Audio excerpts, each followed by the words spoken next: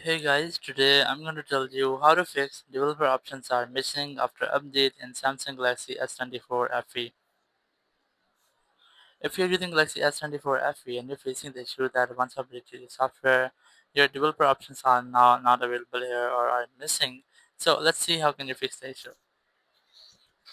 So basically it happens that once updated your software, your developer options might be disabled.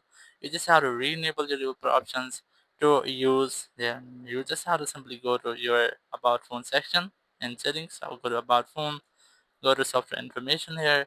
You might see build number. You just have to make almost 7 clicks on it. So let's try this. There's the 1, 2, 3, 4, 5, 6, and so on. You might see a confirmation message. Click OK. Your developer options are now enabled. Now just go back and you might see your developer options here.